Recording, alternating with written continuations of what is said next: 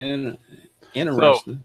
in the dusty corridors, marble floored, old oak, smelling of beeswax, well polished, and behind each comfortable leather bound door, a small office where the gentry, the politicians, and the powers of Illumina have their offices.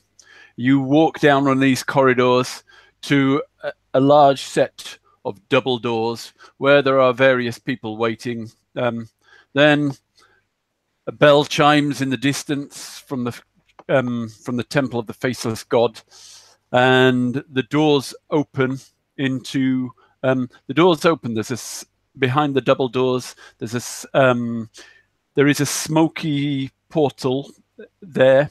You know the process here.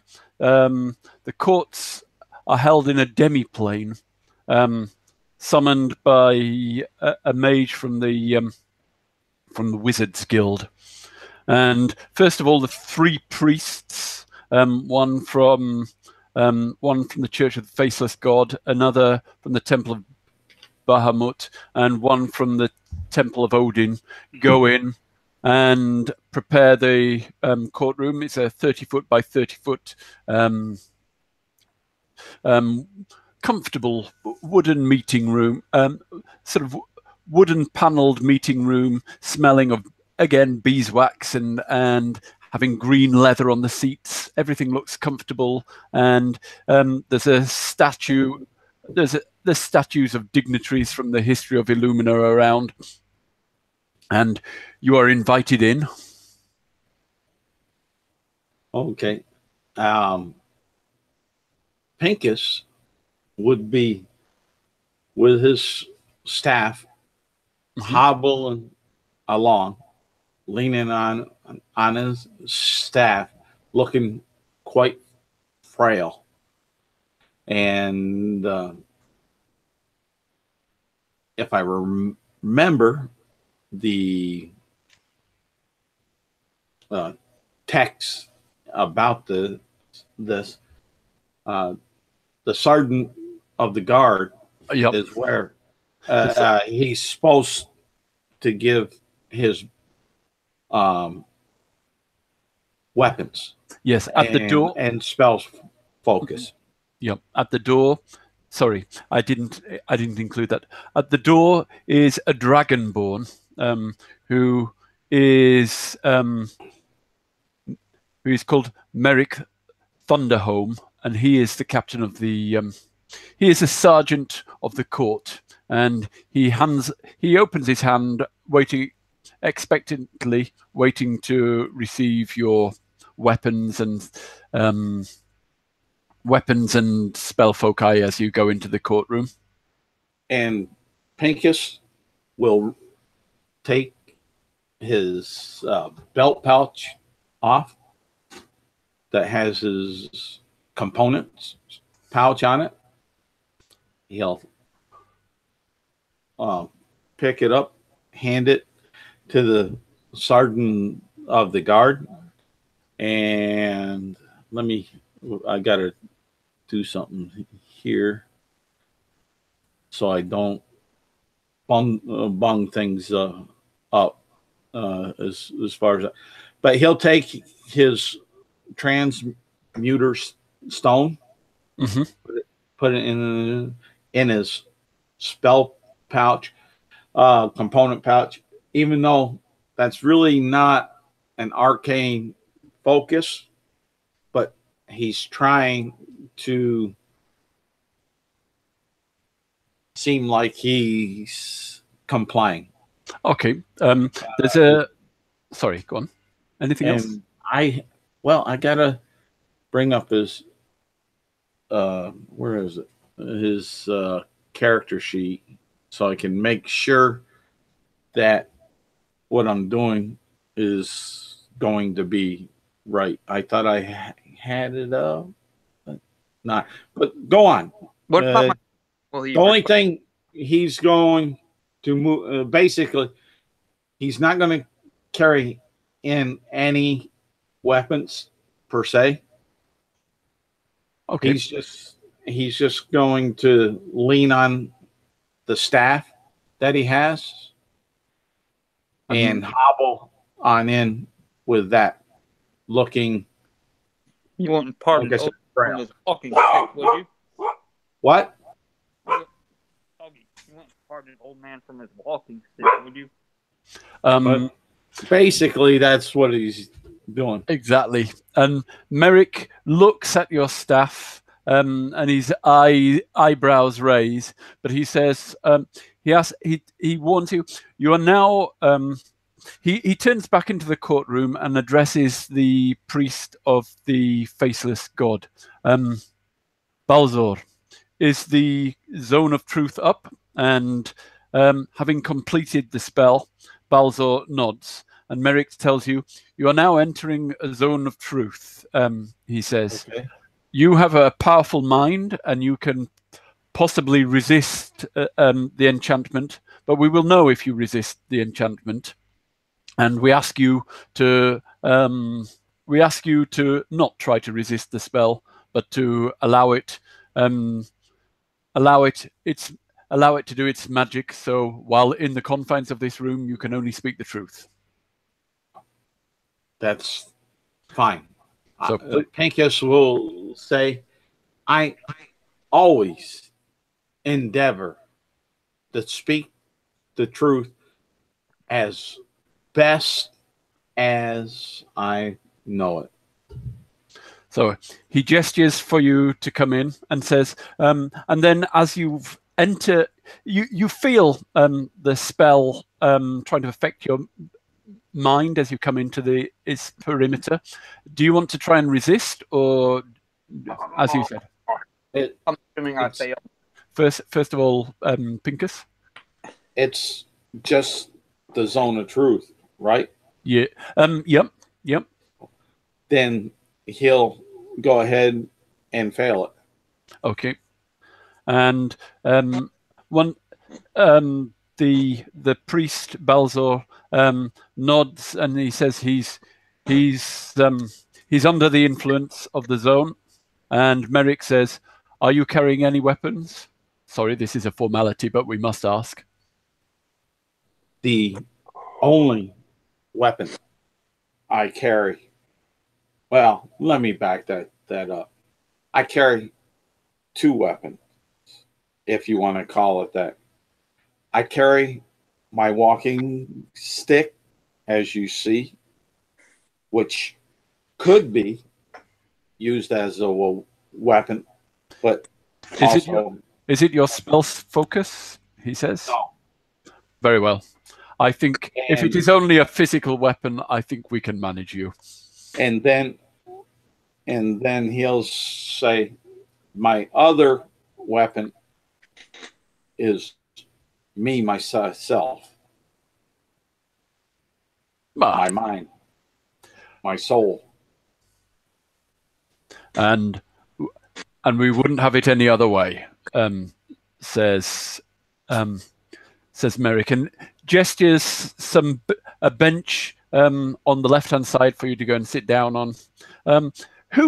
We won't go through it in so much detail, but if everyone then who is with Pincus would like to just very briefly describe what they leave at the door, whether they resist the spell or not, and anything else they'd like to add. So I'll go to Michael first. Yes, Grahm will place his long sword down and some javelins from his back, and he'll hold his shield and he'll look at it longingly and look at the eye and be like, "How about my shield? Do I have to surrender it?" No armor was allowed. You are not allowed to bring armor into the palace. So I take it that means my shield? Yep. Or I just wouldn't have brought it in even to the palace to begin with. Yep. Okay. Okay. But yeah, he will drop his weapons, his long sword, two-handed axes, and 4 javelins. You can have brought if you wanted to take your shield through the city, you can leave your shield with your weapons if you like, just for the safety of carrying a shield through the city. Okay. And then as he enters, he'll he'll try to resist, and I rolled a 7 on the die, so I don't know what the DC is or what kind of save it is, but I'm pretty sure I failed. It's a charisma save. So what's your total? A charisma save would be a total of 9. You fail. Yeah. So you... I assumed I failed, yes. I did try to resist, and you could probably look in his eyes and be like, and then as soon as he fails, he's like, feels compelled to tell the truth. Yep. He looks down at the ground, and he's like, oh, this sucks. And yeah, that'll be it for Grahm. And the next person to come in would be Orell. Orell will be entering Simu. Instead of his armor, he will be wearing what seems like rather simple clothing, like robes covering him, all his body, of white and gold, and he will kind of open his arms when he reaches like the guy that was taking away the weapons, because he already been notified of this. He already left like all his weapons or equipment behind. Okay. And then on entering the Stone of Truth itself, he will notice the spell taking effect and temporarily focusing to actually lower his guard, and he's quite used to this kind of resisting this kind of magic. He will let the magic like take effect. Yep, you kind of know the spell anyway, and you allow it to happen. And he asks you, and I'll just go back quickly to Grahm just to check. He does ask you as well. Are you carrying any weapons or spell focuses? Just the power of my voice. That doesn't sound very threatening, he says. And I don't know, but it can be quite convincing. Sorry, I should not joke. And the same to you, Orell. Do you have? I feel ashamed to be asking a champion of the city, a defender of the city, such a question, but it is a ritual, and we must ask: are you carrying any spell focuses or weapons? You must not worry. I'm not carrying any weapon. Unless you, consider the truth one. Only the truth.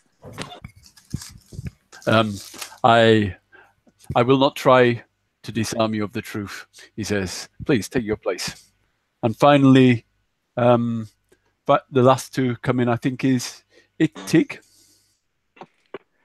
Yes, sir. It-Tig just give his great axe and his 5 javelins that he has left. Like, all right, here. I'm happy turning it in, but okay. He takes them, and you enter the zone of truth.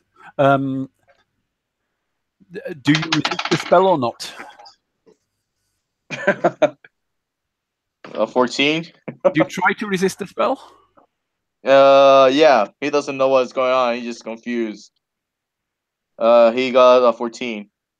No, you don't manage to resist it anyway. So while in the courtroom, you cannot tell a lie. Okay, anything. Just role-playing notes for you. I can't do anything about it, but just you should tell the truth. Or you don't have to speak, but if you say something, don't tell a knowing lie. Question. Mm-hmm. When Ben Kenobi told Luke Skywalker in A New Hope that Darth Vader had killed his father, was that a lie or was that the truth? No matter what your fucking point of view is. Would that have worked under Zone of Truth, do you mean? Yeah, that was an omission. That was an alternative fact.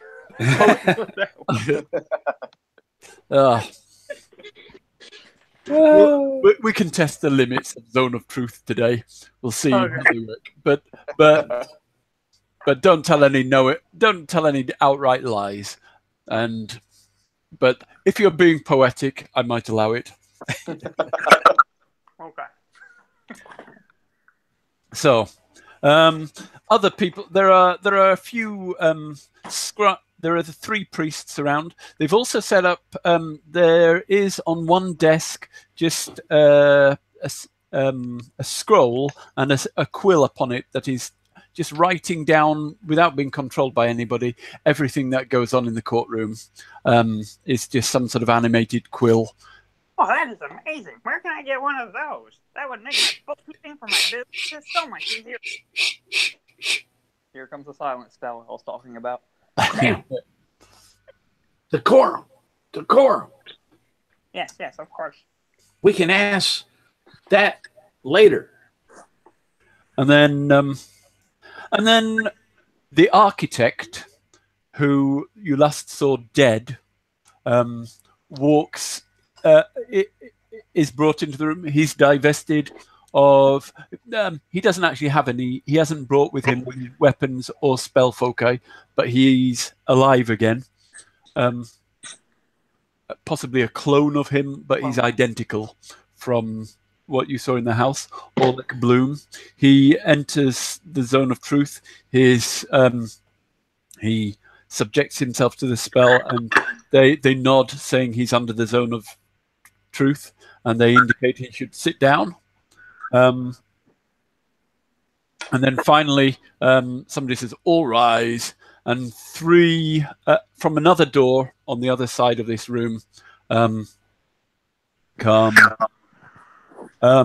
First of all, a slim tiefling with silver-tipped horns. Then very dapperly dressed man in silk robes, sort of grey with little touches of purple to them, with writing on them, walks behind him.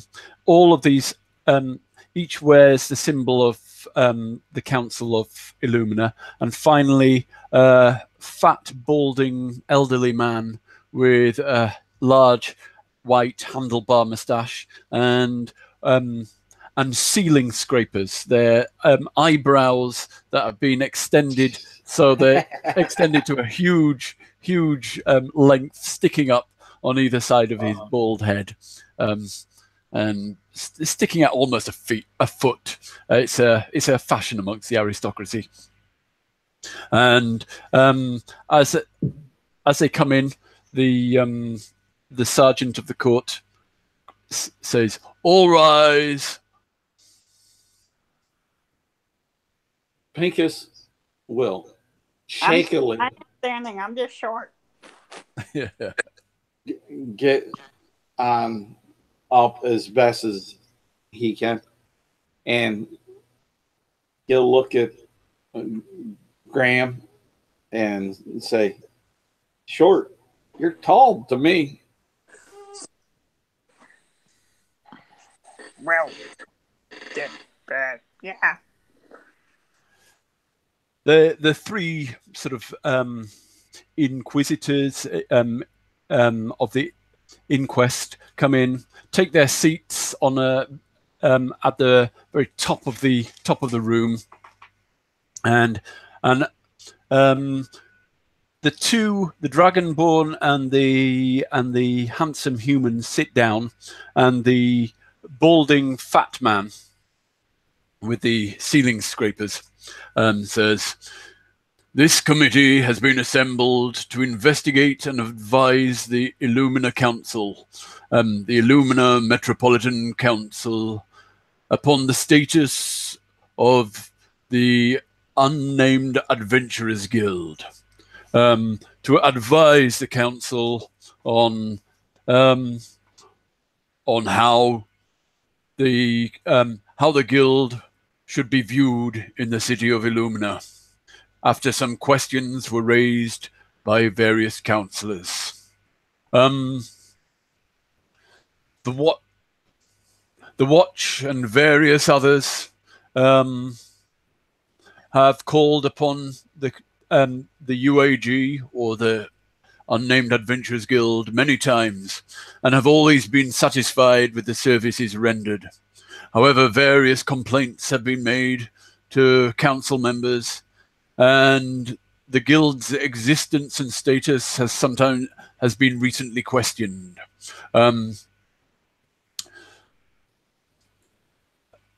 Justin Crowworth, perhaps you can speak further on this, he says, indicating the handsome human as he sits down and the handsome human stands up. There are some in the city. Thank you, Your Honourable Grace, he says. While there cannot be any doubt of the success that the Unnamed Adventurers Guild has had, the great amount of gold they've brought into the city, and many of the evils they have faced and turned away, there are some who question whether the guild is actually working simply for its own profit and biding its time, planning to make it perhaps set up it's gradually growing stronger and stronger, and unless that strength is serving Illumina, one day it may turn against it. Already there have been little signs of the guild not being too careful about the laws and the good of common Illumina people. The instance in case is that of 23 Temple Street. This property was bought by a foreign dignitary, and he planned to invest lots of money and efforts into that place, but unfortunately, he was robbed, and by what I believe was Builders Guild, and they stole some of his plans and his building equipment and took it off and started some street fight. But the Unnamed Adventurers Guild sorted out that street fight, but instead of returning the man's property, they came to negotiate a price for the return, but then they struck a deal. But then the moment this man, Orell Bloom, the architect who was in charge of rebuilding this house, went off to pay these mercenaries for returning his rightful property, they sneaked into one of the other rooms in the house and attacked the workmen who were going about their lawful progress. Pincus will jump up surprisingly quick, shaking his little finger and say, "I object! I object! This is a half-truth."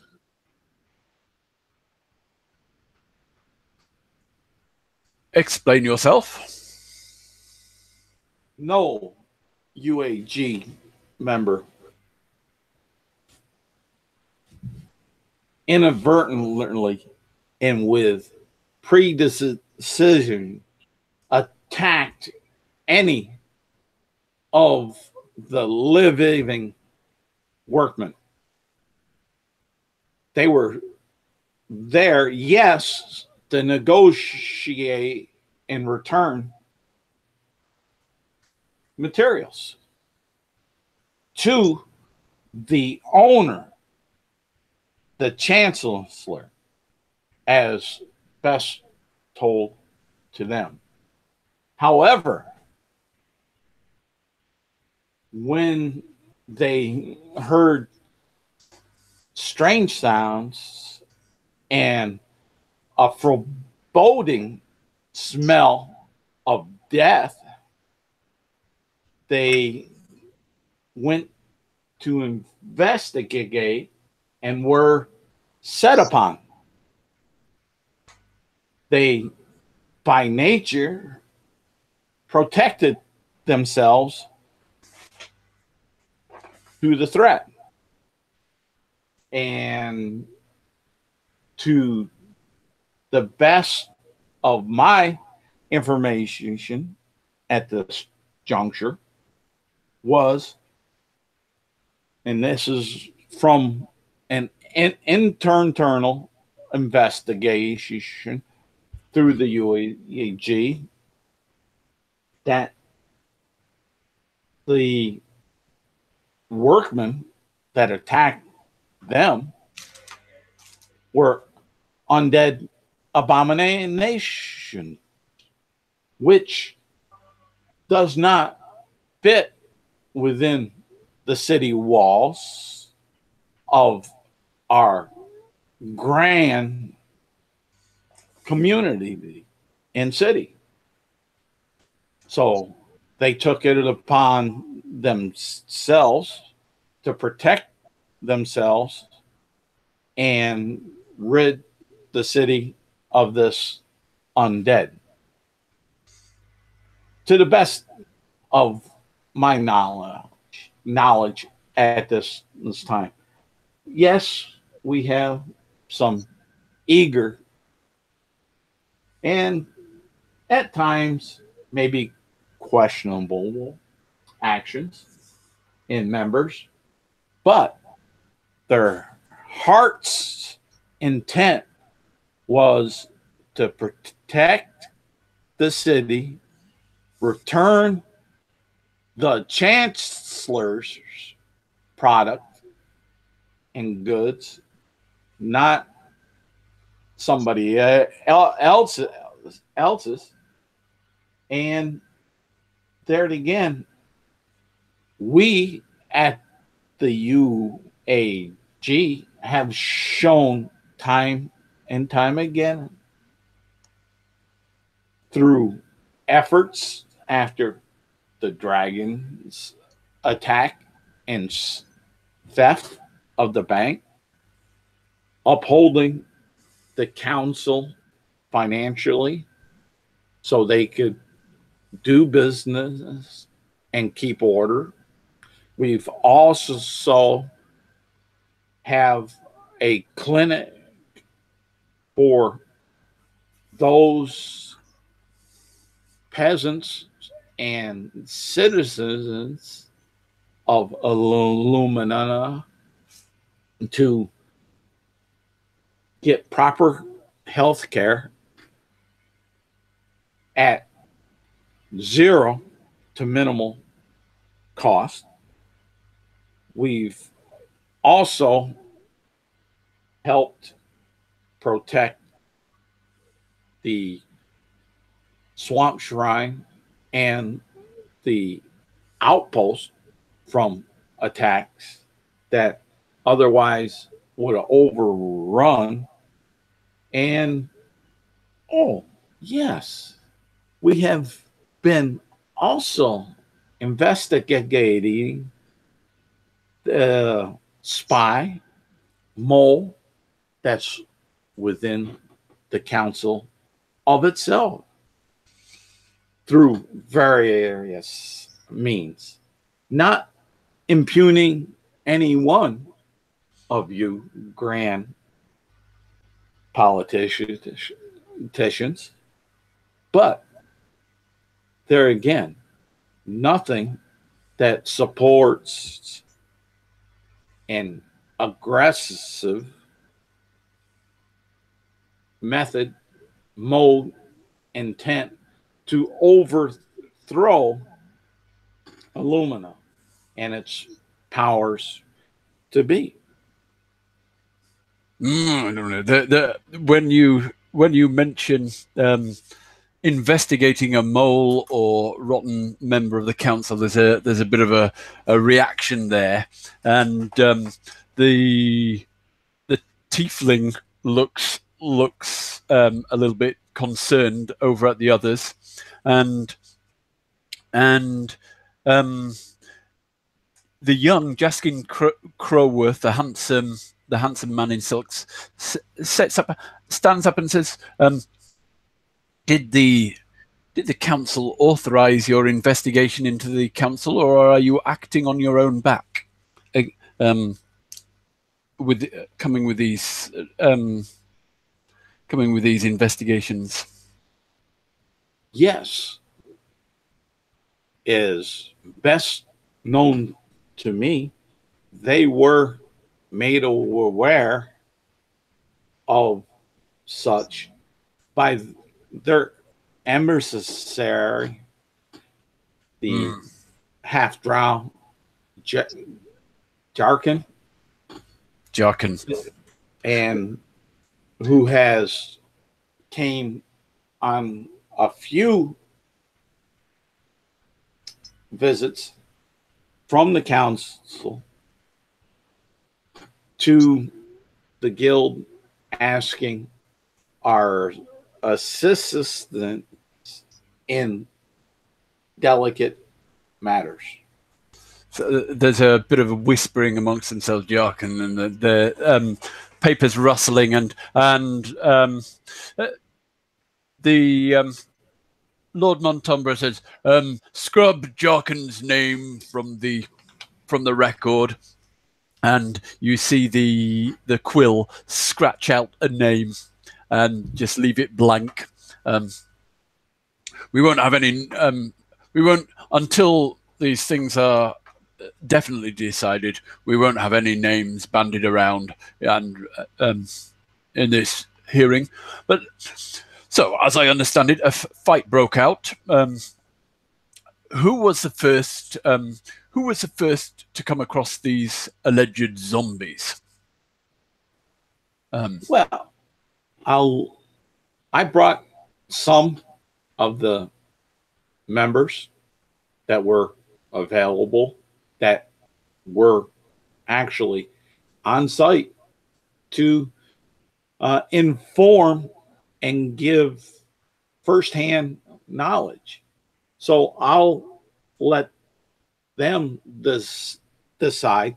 We have one or two that are working on the internal investigation, but I'm sure all these fine members will be forthright. So he turns to the three of you, Grahm, It-Tig, and Orell. Can you tell the court who was the first to come across these zombies, and who was the first person to come across these zombies, and how did the fight start?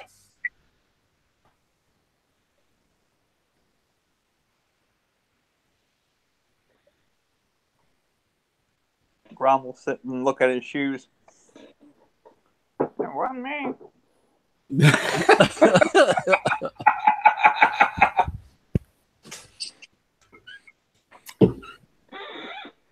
I was negotiating. Orell, you are noted for your Orell, you are noted for your service to the city. Was it you? Were you there? I was there, but I wasn't the first one to come upon these creatures. In fact, I didn't even notice them at first. It was some of my companions that detected what Pincus pointed out, this scent of rot. And it actually was It-Tig present here who first met the creatures and was immediately attacked by them. It was actually when I heard the sounds of the fight that I rushed after him to see what was going on, and then it was only then when I finally come to see them. So It-Tig says, Jaskin Crowworth, where did you come across these alleged zombies? Well, I found the zombies in the second floor through a secret stairwell that was there, and I immediately I finished walking to the second floor. The zombies said, "Intruder, attack!" And they started attacking me without just explaining or anything. They just attacking me. And I saw the rotting flesh of them, of decay of them, and the smell of decay on them.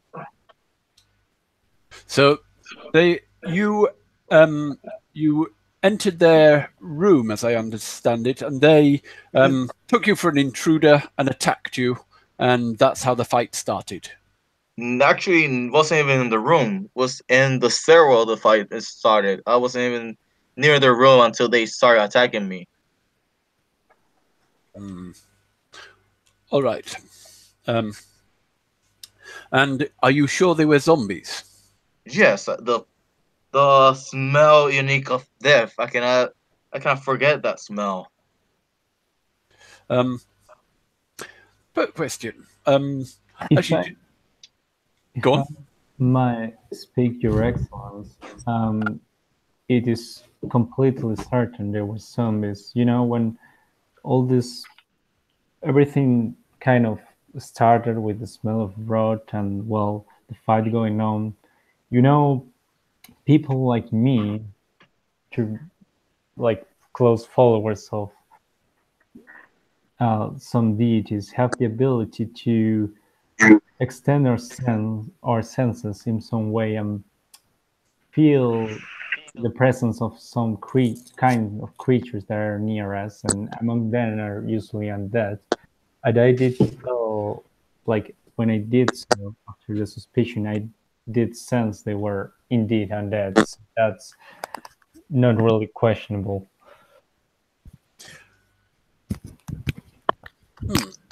The possession of undead on private property, is that illegal in Illumina?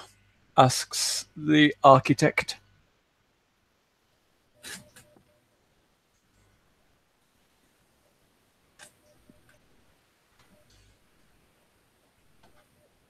No,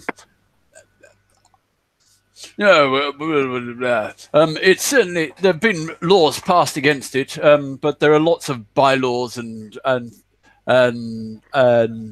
intricacies. We'll investigate that in a moment. If you wouldn't mind looking into that. But even so, they attacked, and so a fight broke out while they were trespassers went into a room they weren't invited into, and a fight broke out between the legal occupants. Or Object. Pincus says, you cannot call them trespassers. They were invited into the abode. Just clarification, they didn't force their way in. Let's and the not. legality of the occupants is to be determined by the council too, and not by you, said architect. Whoa, Graham. We got you. I love you. You're Pat. I'm sorry. The most honorable and high judges. I forgive me for interrupting. Your stature is so great. I someday wish to be as good and wise as you. But almost honorable nudges. Continue. And Pincus will go. Now I lost track. Oh yes. They weren't trespassing. They didn't trespass.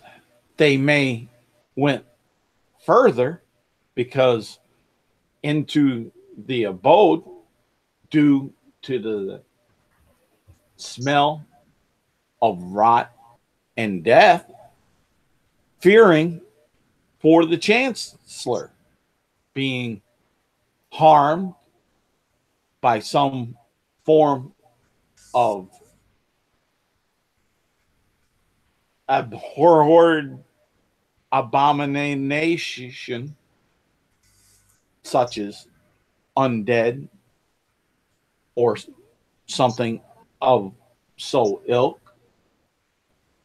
But there, your counsel, just that little, we don't want it, just like we want to strike the name, we don't want to falsely label these fine, strong, upstanding Illumina citizens, whether natural born or patrioted. Grahm will beam with pride.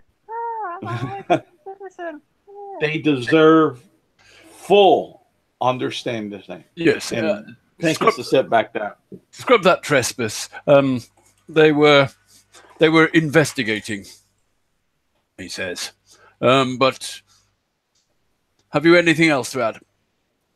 The Jaskin Crawworth stands up and says, maybe this is all down to some misunderstanding. I mean, the law in Illumina is very complicated, and maybe the locals, the natives, don't understand every law and sometimes break one or two by accident, unintentionally. The Chancellor is used to dealing in foreign countries, and maybe he thought that having undead workmen on his own property would not be breaking any Illumina laws. Ignorance is no excuse. Oh, it's no excuse. It is no excuse.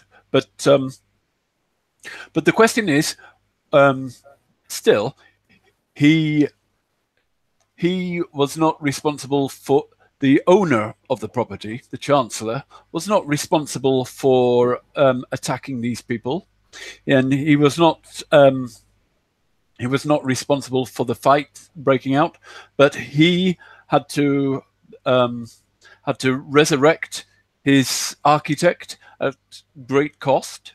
He has lost a great deal of building materials. There were a number of bricks.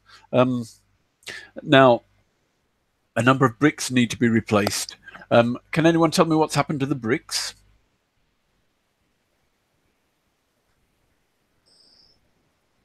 Pincus will say, to his understanding,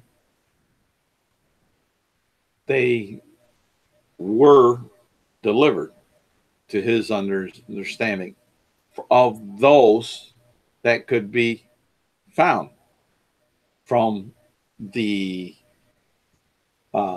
stone masons, guild members that took them and then used them in an altercation in the vicinity of Silver Street.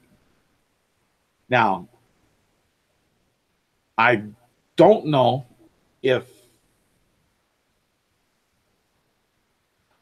all could be recovered, but the ones that we could, from my understanding, were brought back. Now, I may be unclear on all of that since I didn't see it with my own eyes, but that's the tale I was given. And Pincus will sit back down and look over at Grahm with a look like,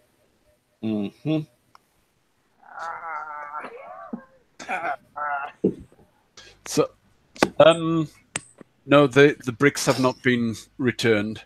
And also, we are missing a construct, a shield guardian.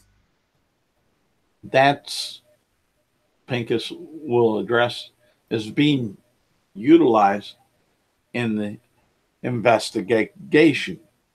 We are working some magics on it to see if it's imbued with evil magics, and trying to discern through scrying spells and such how it was used in the past.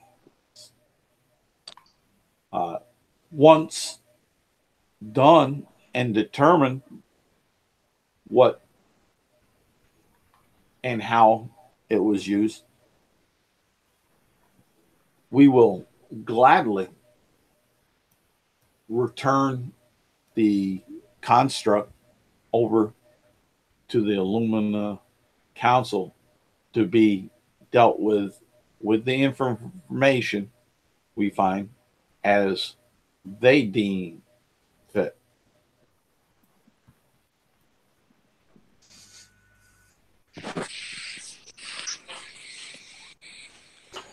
So,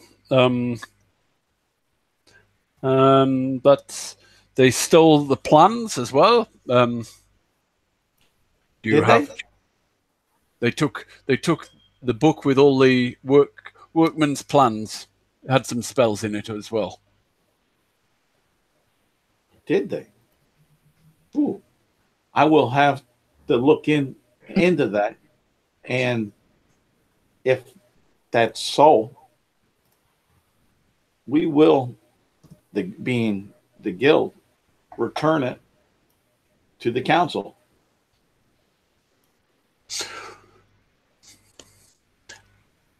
The fourth, the reverence, the tiefling councillor who hasn't spoken yet, stands up and says, I think we are missing a key witness here. Where is the chancellor, the owner of the building? Where is the chancellor? Good question. And just as a point of order, is not the owner of any establishment responsible inevitably for all things that happen on and in his property?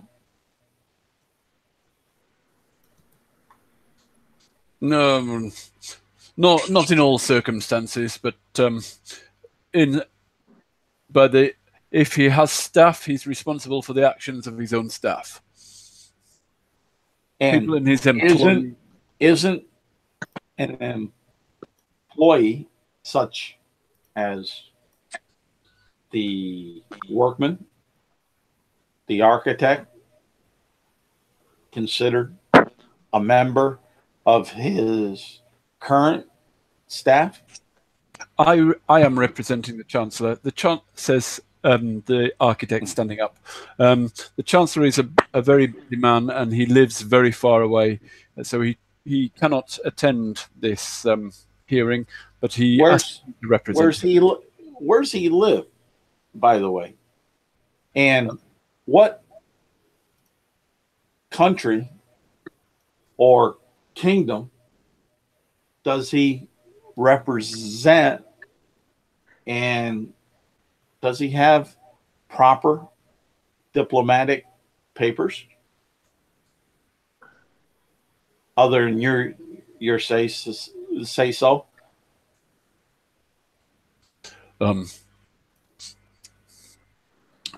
My employer, the Chancellor, is would prefer not to say. Now here, this is an inquiry, and questions must be answered.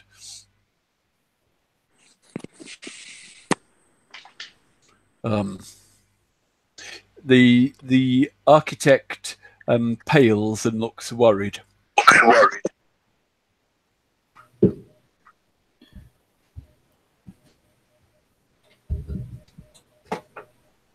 Pincus will look over at the council members and then look to his fellow comrades and basically just saying almost a look on his face of possibly get ready to protect the council. The architect stands up again and says, I can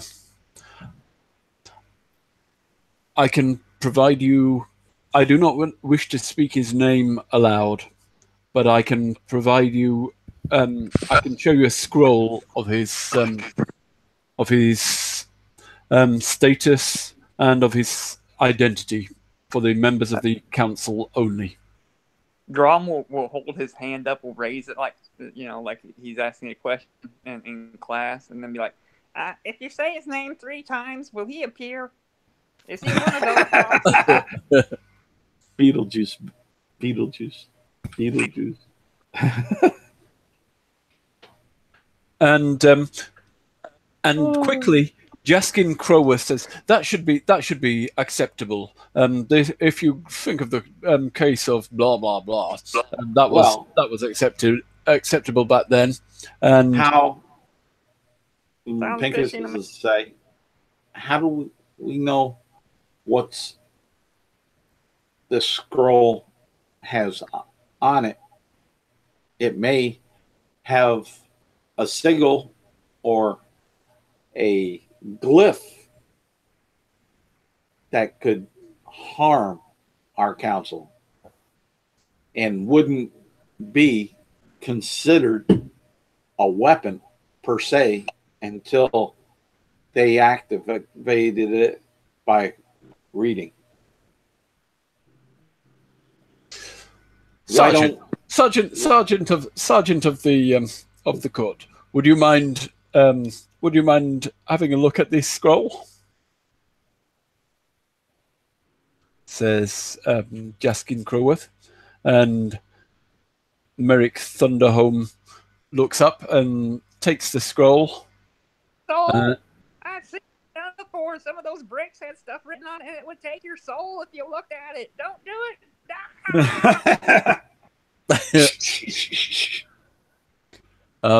You can make an intimidation roll if you like.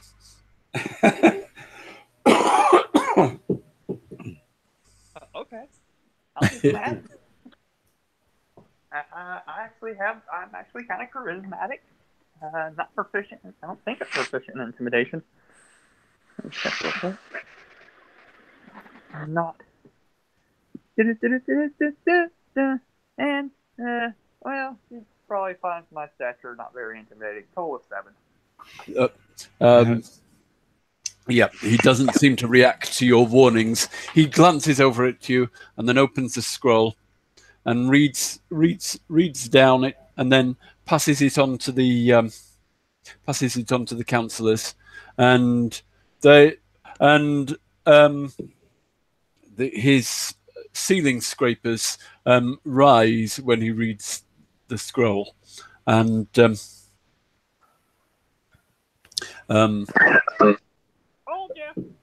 and he says, This is a legitimate foreign nobleman. By all look. Pincus will say, well, what country, what kingdom? If he's legitimate, you should be able to tell us and show us the seal.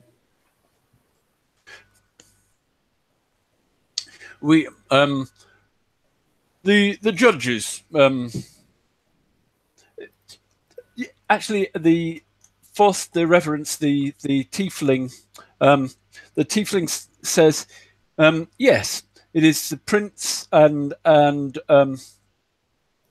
Jaskin says, Your Honor, shouting your honourable reverence, jumping up to interrupt him, and Lord Montomba, the balding man with the ceiling scrapers, shouts in his loud voice, Faust, you must not tell him the name of Prince Branut.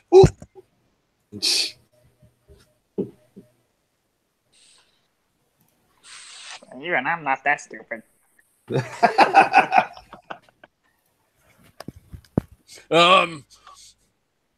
Right.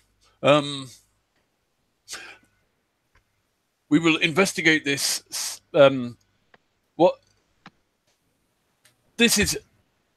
I see no wrongdoing here, says Lord Montomba.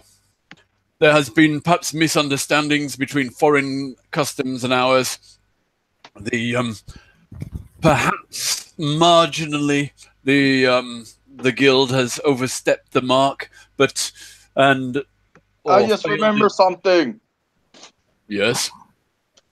I went downstairs to the cellar, and there was yellow cells and the smell of blood in there. There was no one there, but the smell, it was dark. But there were cells for people, it looked like. And there were bloods and markings, like magic markings. I don't know about what.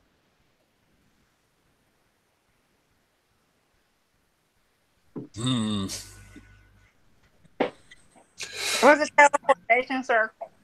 This could cause an international incident that we do not wish to provoke. But what Pincus will be like a pit bull on this, and he's going to say international incident with what country / kingdom that has not been answered, because I know not of this Prince Reinhardt. Never heard of him. But you are not you are not authorized to lead this investigation. It is the council who is leading it, and we have the information we need. Lead, but if you're accusing our organization, we have the right to ask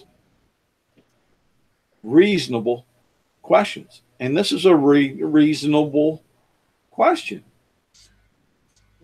It is a reasonable question, sir. If you remember back to the case of blah, blah, blah,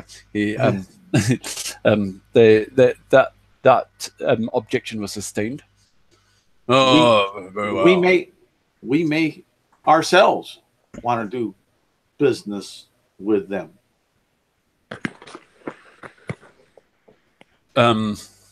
It is Prince Branut of Mithrod on the Isle of Dorse. Is it dark and gloomy there? Because it really seems like it would be. He is one of the richer people in the world of Erebwood. And we could do with his money.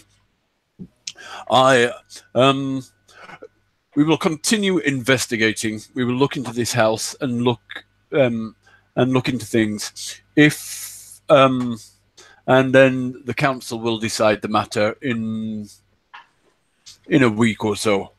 Maybe we will order the return of the bricks and the construct, or maybe we will find that this prince has overstepped the mark and sever diplomatic relations with him. But until that, the Unnamed Adventurers Guild has been found innocent of the crimes and misdemeanors aimed at them, and I would like to recommend them for their sterling work they have done for the city of Illumina. This court is now finished, he says, and walks out, and the others go out and follow him out. And we'll leave it there too. Would anyone else like to finish off? Before the architect leaves, Grahm would like to say, "Hey, just curious, but what crime did I do?" What crime did I do? Being a goblin is a crime.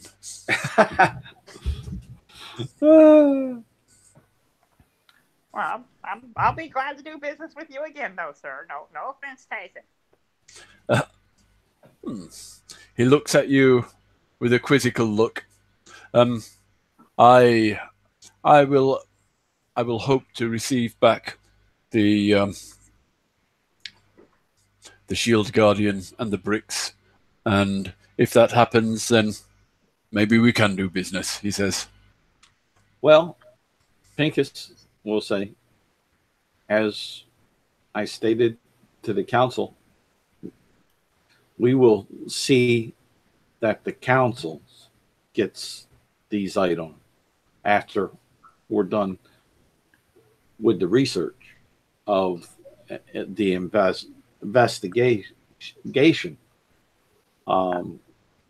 But Pink, you don't have do to you investigate that Shield Guardian? Let me walk around with it for a while. I'll investigate that. I hope for your sake your investigations are fruitless, he says, and walks out. And Pincus will holler, do you got a portfolio? Some references? We may be able to do some business. Okay, and what's the final? As the Dragonborn, Merrick of Thunderhome is handing you back your arms, equipment, and gear. I'll leave it to Orell and It-Tig, who have said the least in this session. Yes. Can you just sum up? You'd be the last to leave. What's your final sort of take on this, on what's happened today?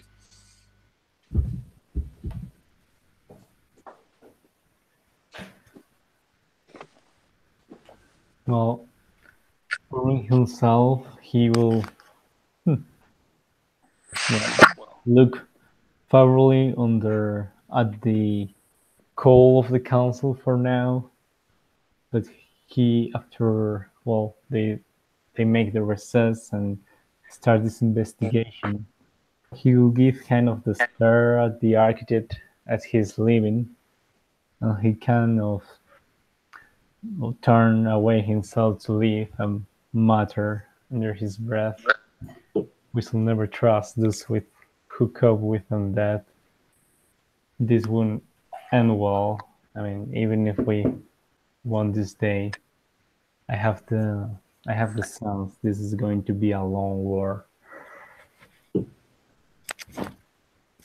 yeah.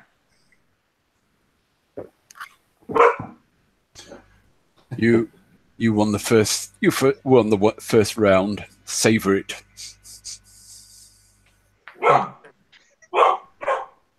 And with the dogs barking outside the council, we'll leave it there. I'll stop the broadcast.